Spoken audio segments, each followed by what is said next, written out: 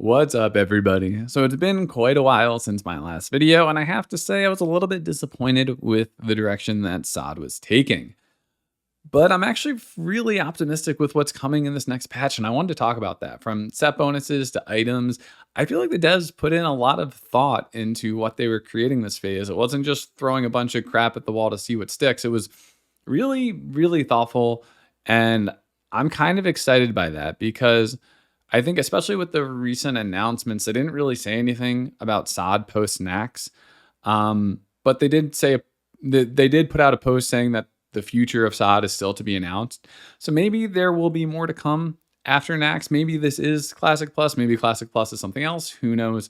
But I'm really optimistic because of the stuff that is coming in this next patch, and I just kind of want to talk about that and talk about why I'm optimistic, and hopefully get you a little bit hyped as well. So the first thing I want to talk about is tier bonuses, because I think they're pretty decent, and Shadow is going to be a pretty strong class. Now, I don't know compared to other classes, but I think the bonuses we're getting are really good, and I want to talk about them. So there's essentially AQ Small, which is the former 20-man raid, now like 10-man raid. And then AQ Big, the former 40-man raid, now 20-man raid. So I'm just going to say big and small to reference the tier sets that come from each. But anyway, talking about the small tier set first, it's a 3-piece bonus that, if I can find it here, your Pain and Suffering rune can now refresh the duration of Devouring Plague. So that's really cool. It means we get a 4th dot that we can essentially refresh indefinitely on a single target. Since Devouring Plague has a 3-minute cooldown, you need to wait 3 minutes between every time you use it. So if you're speed running, it might not be up for every fight. You just kind of need to pick and choose your spots to use it.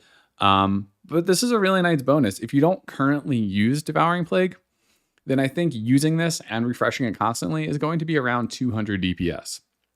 If you do use it, then you should look at how much DPS you currently get from it, and then find the difference to get to 200 DPS, and that's about what you would gain from this. So it's a nice small little bonus, and the cool thing about these 3-piece bonus is that they're not on normal tier items. It's on your weapon, your cloak, and a ring. And all 3 of these items seem like they're going to be the BIS the BIS item for that slot anyway next phase. So not only do you get a BIS item there, but you also get this new bonus, which is a nice solid 200 DPS. So I'm pretty excited about that. And Zyrene has also posted in, I think it was the Priest Classic Discord, that these items are no longer going to require rep. So it used to be that these items required Cenarian Circle rep with the weapon requiring Exalted. That's no longer the case. So however, I guess I don't really know how they'll be unlocked. I've never done AQ before, but whatever the previous method was, I'm assuming it'll be the same, just without the rep requirement. So that's really cool. I'm really excited about that. Now, going to AQ Big, there's a 2 and a 4-piece there for a 5-piece total set, I believe. If we find Priest. So, okay, the 2-piece bonus, your Mind Flay no longer loses duration from taking damage and launches a free Mind Spike at the target on cast. That essentially means your Mind Flay has pushback protection. That's awesome. That's really nice, especially if you remember from Tier 1 Molten Core, when you would use your Empowered Mind Flay, and then there'd be some unavoidable AoE damage that caused pushback and you would lose a tick. That really sucked, so that will no longer happen now when channeling Mind Flay. And it also casts a free Mind Spike. That's a nice little bonus, but it gets even better with the 4-piece. So the 4-piece says that your Mind Spike is now instant, deals 30% more damage, and can be cast while channeling another spell. So now you pair this with your Mind Flay that launches a free Mind Spike. So whenever you cast Mind Flay, you have this. You have your Mind Flay cast. You have an instant 130% damage Mind Spike going towards the target. And then halfway through your Mind Flay cast, you can then cast another Mind Spike without interrupting your Mind Flay for another 130% Mind Spike. So that essentially means you get, in the span of 3 seconds, you get 2 Mind Spikes at 130% damage and a fully channeled Mind Flay. This is going to be really strong. And I think what this means is that if you're using this set, you're no longer going to be using Shadow or Death outside of movement in your rotation. I think it's just going to be Mind Flay with your instant Mind Spike, followed by a Mind Spike while you're channeling Mind Flay. You do that twice, and then you cast Mind Blast, and then you do it twice, and you cast Mind Blast. And I think that's going to be your optimal rotation with this set.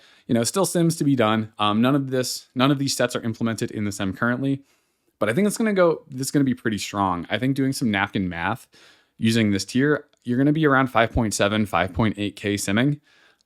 So that's a nice 1000 DPS upgrade from where we are now, at least in the sim. So I'm pretty excited about this set. Oh, and then one other thing about your Mind Spike being instant is that this now, so as I said, I don't think you'll be using Shadow or Death, which means you still have an instant spell to use. And there's actually a way to think that instant Mind Spike is stronger than Shadow or Death. In terms of the damage it's not. But think about the double dragons in Blackwing Lair right now.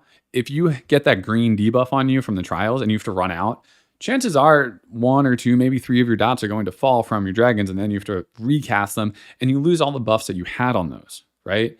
But if you're running out with instant Mind Spike, you're basically guaranteed that your dots are never going to fall off because your dots are getting refreshed. So having an instant Mind Spike, even though it's less damage on a global cooldown, less immediate damage to your target than Shadow or Death, it's still really strong for reapplying or refreshing your dots on your target. So I think this is really good. And at my first glance, I will say I thought this was dog shit. And then I thought about it more and I'm like, wait, this is actually really cool. And I think that it gives a new unique play style that, although it does remove Shadow or Death, it kind of replaces it in a way. And I think the damage is going to be really cool. I think the damage is going to be really good, especially in single target. It does suck that we'll have to stand within 24 yards again, but I think that's a small price to pay for having instant Mind Spikes and being able to have so much mobility compared to what we had previously. So I'm really excited about this. I think it's going to be a lot of fun to play with. Other thing I want to talk about is the Timeworn mechanic. So now, because of the rings, okay, let me back up for a second.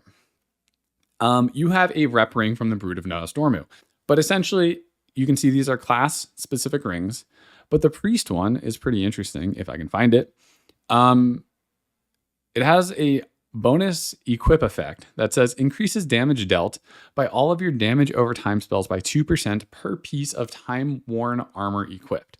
So what is Timeworn armor? It's essentially any item from a queue that is in a tier slot that is not a tier item. So what this means is, if you look at tier 1 and tier 2, we have 8 tier slots. Any item from a queue that is not a tier item in one of those slots will say Timeworn underneath it.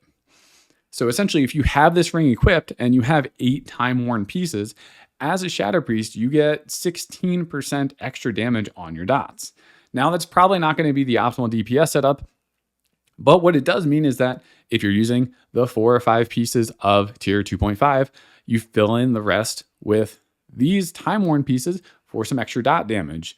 Your other option, you could wear 2-piece from tier 2 and then a Timeworn option, but your 2-piece from tier 2 reduces the cooldown of Shadow or Death, which is no longer part of our rotation, so you don't really care about that.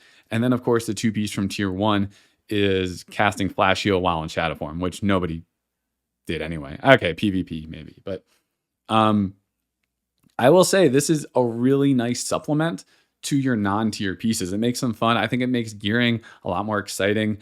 Even if you just get, a random cloth item, okay, this is a healing item, but like if you get a random chest that has 40 spell damage and 1% crit, it's not particularly strong, but then you added that extra 2% dot damage on it, and all of a sudden it's now a really good piece. We wouldn't use this piece, but that's just an example that I'm talking about. If we talk about the sim and the different setups, as I mentioned, I do think having this 4-piece set is going to be our best option. I don't think we would use all 5 pieces. We would probably swap one of those out for another Timeworn piece. But I'm really excited. Obviously, the sim's broken and this stuff isn't working. Right now in a BIS setup, if I find our current tier, we sim around 4.7K. This is all buffs excluding PI, so not using power infusion. I think doing some napkin math, going back to this set, I think this set's going to sim around 5.7 to 5.8K. So we're going to gain a lot of damage from these instant Mind Spikes. So our single target damage is going to be really good. Now, something else to talk about is I think there's a lot of cool and unique gearing options available to you this phase. I do think this will be the best simming option, but I think you could still play tier 1 or tier 2 and change it up a little bit with AQ gear and still have a really fun set. I think that's one of the beautiful things about vanilla WoW is that it's pretty easy in terms of comparing it to other versions of WoW, or I guess mainly retail or Kata if you're playing one of those. The fights are pretty easy, so you don't need to be a fully optimal spec in order to clear the content. So you can play something that's a little bit weaker if you have more fun doing it.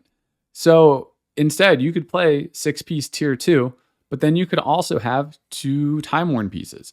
You could have the 2-piece, I don't know why you would do this, but you could have the 2-piece from tier 2.5 so that your Mind Flay launches a Mind Spike. You're never casting a Mind Flay in your current rotation wearing tier 6, but maybe that's something you want to do. Or maybe you want to go back to tier 1, using core forged items, and then have the 2-piece. Do I have it here? Yeah. Then using the 2-piece from tier 2.5, so that every time you're doing an empowered Mind Flay from Melting Faces buff, you're now also launching a Mind Spike at your target. I think that there are actually some really fun ways to gear your characters. Oh, and then don't forget that you have this 3-piece bonus that your Pain and Suffering rune can now refresh the duration of Devouring Plague. So I think that there's a lot of fun ways. Okay, there's like 3 fun ways, maybe 4 if you wanted to go for the full Timeworn option, which is definitely not going to be particularly strong, but could be a fun thing to do if you just want massive dot damage. I think there's a multitude of fun ways to gear out your character, and that has me really excited because I'm in a pretty sweaty guild. I'm definitely going to play the highest simming set.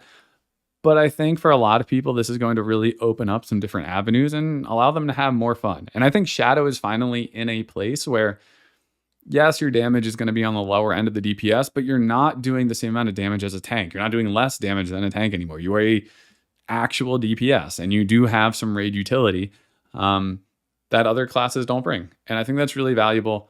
And I'm really optimistic with what's coming in these sets. Now, who knows what AQ is going to be? Hopefully, it's not just Season of Mastery, but if it is, then, whatever. I think that there's a lot of thought being put into the items. There's also other fun stuff coming, like these new recolored AQ mounts, which was just announced by Wowhead that they're going to be usable outside of the raid.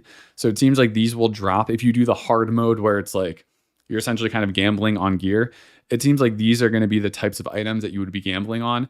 They made a post saying that it wouldn't be like power increased items, and they increased the drops from bosses normally so that the extra rewards from like the hard mode or whatever is just like cosmetic stuff. And I think this falls into that category. So I think that's really fun. I think it's really cool. Now you don't need to get Scarab Lord in order to have one of these mounts outside of the raid. So it does kind of diminish the value of Scarab Lord. So if you're farming that, I don't know, maybe think twice if you're only doing it for the mount.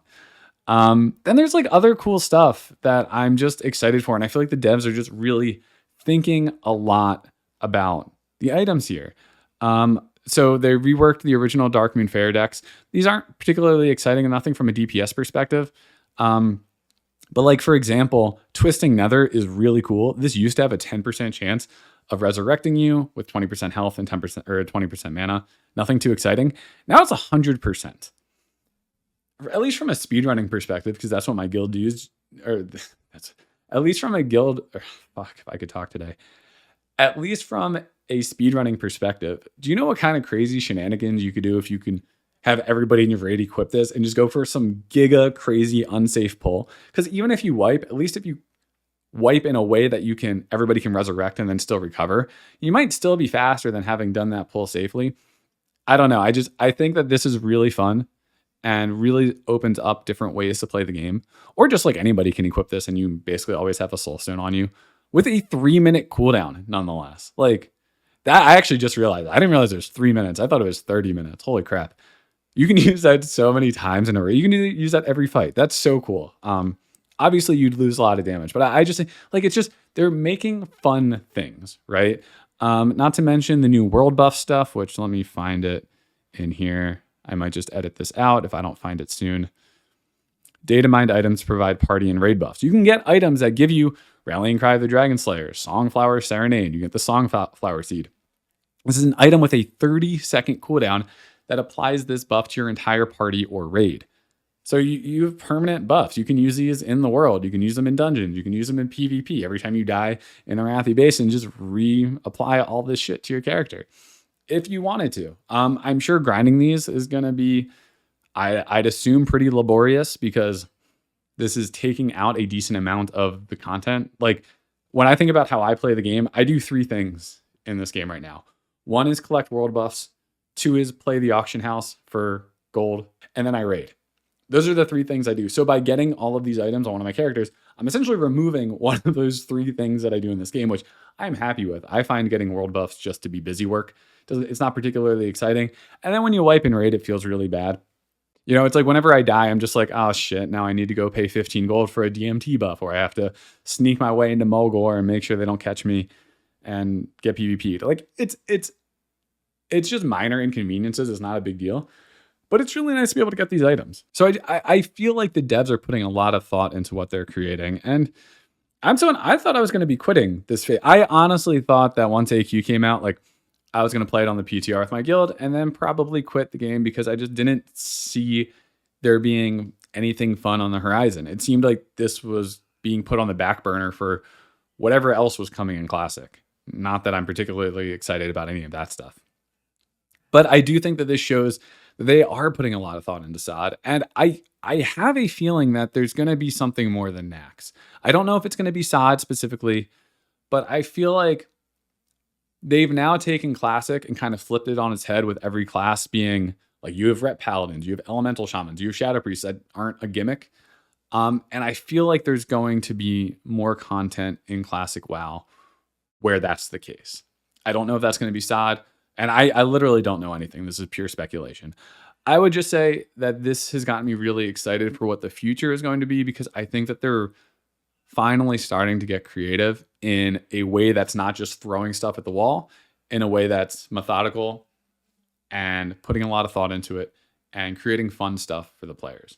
Let me know if you agree. Maybe you think I'm completely wrong. And by adding these buffs or removing content from the world, which they technically are, but I hate that content personally. I'm not a PvPer.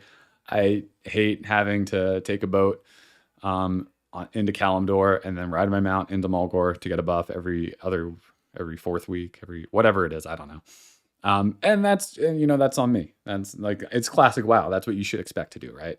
I'm definitely not your typical Classic WoW player. Anyway, I've been rambling enough, but I am excited and I think it's going to be fun. I think that there's a lot of cool stuff coming and yeah, I'm pretty excited. Anyway, that's all for this video. I'm going to try to shut up because I just keep going and going and going. Anyway, my name's Pantspace and I'll see you in the next one.